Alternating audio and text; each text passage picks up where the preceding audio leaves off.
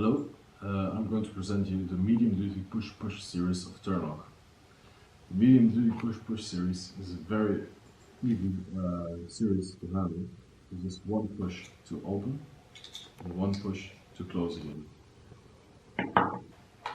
It's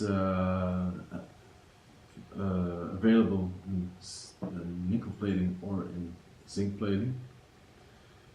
The ease of this type of quarter-turn solution is you need just a single hole to mount the receptacle. It's with a thread, so you just thread it in. There are two holes here, so you can drag it in with a screwdriver, and it's installed.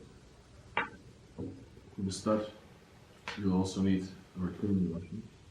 So if you install high quantities, it's best to install the retaining washers with a tool. So you put the retaining washer here, put it on the turn lock and push to install it. The receptacle can be installed also with a nut. So if you have an open hole, you drive in the receptacle, and then on the other side you can turn on the retaining nut. It has a max tensile strength of 1330 newtons, so it can withhold a very large load of about 130 kilos.